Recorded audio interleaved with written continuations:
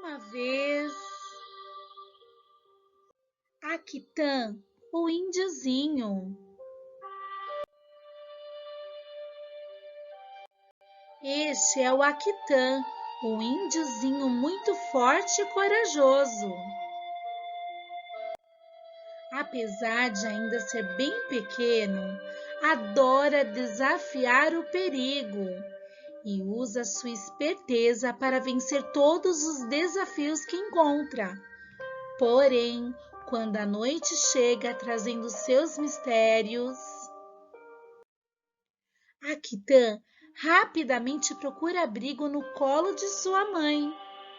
O índiozinho, quem diria, morre de medo do escuro. Certo dia, enquanto olhava os adultos dançando em volta da fogueira, Aquitã reparou que o carvão em brasa sempre se apaga quando cai na poça d'água. Foi quando pensou: é isso! A água do rio apaga o sol. Então, se eu conseguir secar o rio, o sol nunca mais vai se apagar e nunca mais vai haver escuridão. Na manhã seguinte, o índiozinho acordou logo cedo e começou a trabalhar no seu plano para secar o grande rio. Aquitã passou o dia inteiro tentando e tentando. Mas, mesmo com a ajuda dos amigos da floresta, não conseguia secar o rio. Quando chegou a noite, ele estava cansado, tão cansado que nem foi para a rede de sua mãe. Tudo que Aquitã queria era dormir. Mas bastou fechar os olhos para perceber que o clarão que vinha da fogueira, o brilho dos vagalumes e a luz da lua que passava atrás dos furinhos na oca não deixavam ele dormir. Aquitã precisava encontrar um lugar para se esconder. Foi então que avistou um grande cesto de palha e rapidamente mergulhou nele.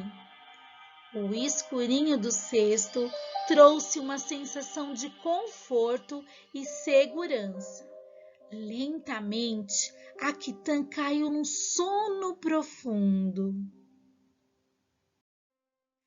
Quando acordou, percebeu que finalmente tinha vencido o medo do escuro. Se você ainda tem medo do escuro, mande embora todo este medo.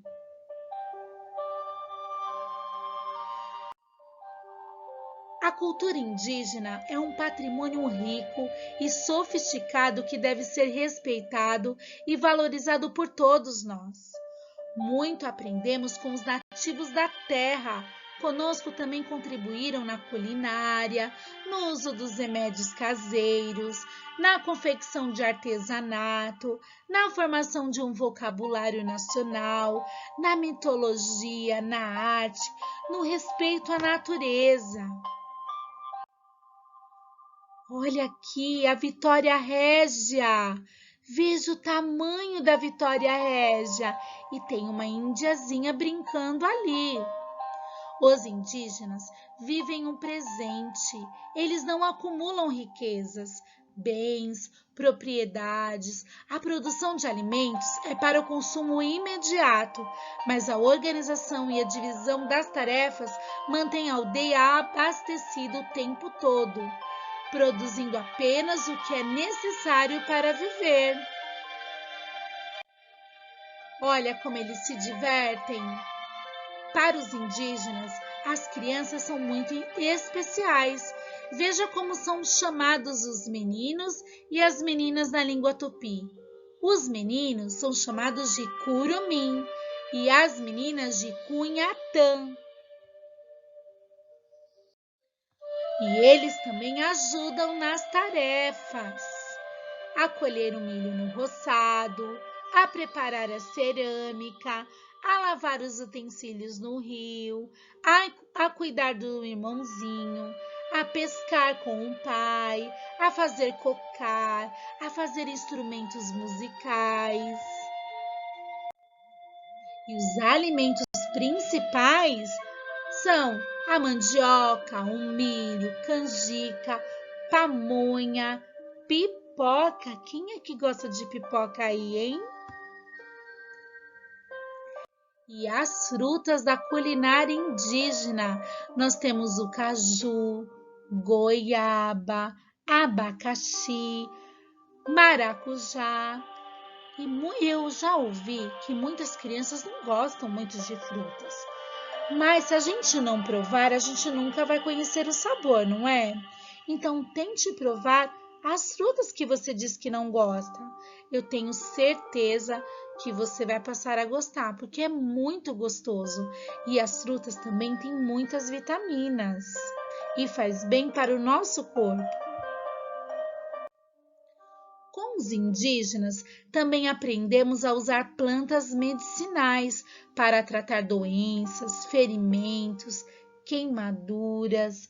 Qualquer membro da comunidade indígena pode utilizar as plantas, mas se a doença for grave, é chamado o líder religioso, chamado pajé. Cestaria e cerâmica. A grande maioria de tribos indígenas desenvolvem também a cerâmica e a cestaria.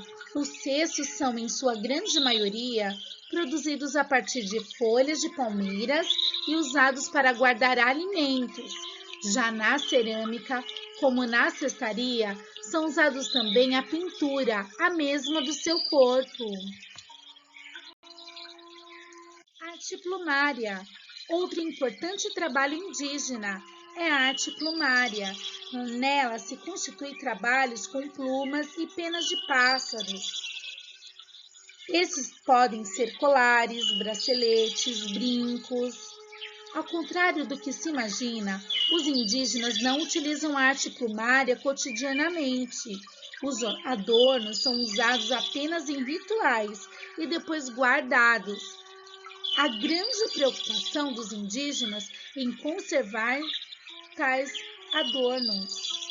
As penas são obtidas na caça de algumas aves, porém, quando desejam obter penas de cor específicas, podem tingir penas brancas com corante ou utilizam uma técnica chamada tapiragem.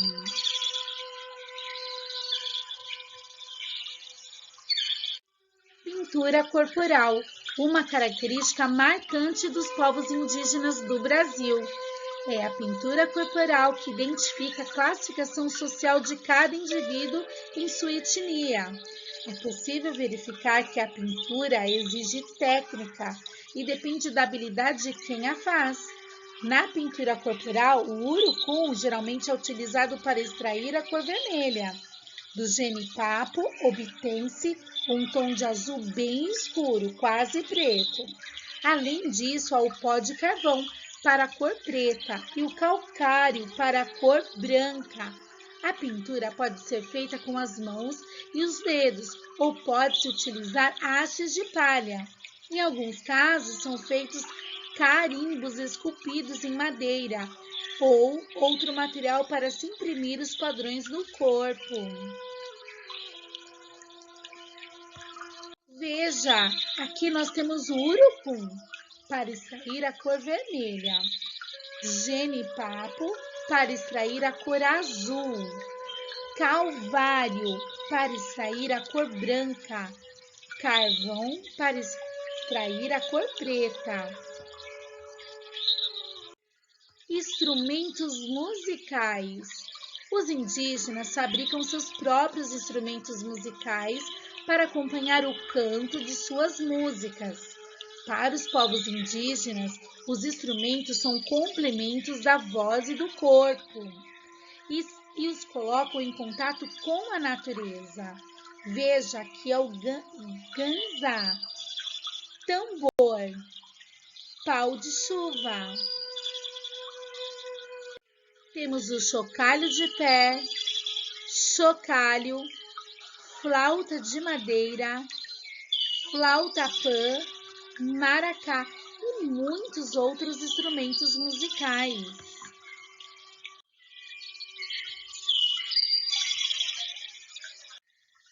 Vida de criança.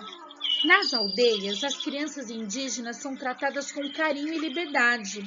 Elas passam a maior parte do tempo brincando e observando os adultos. Muitas das nossas brincadeiras infantis foram inspiradas nas brincadeiras das crianças indígenas. Elas gostam de ouvir histórias de pessoas mais velhas, brincam com peteca, peão, cabo de guerra, arranca-mandioca, arco e flecha, gavião e passarinhos, jogo da onça, corrida do saci, fubeca ou bolinha de gude e outros.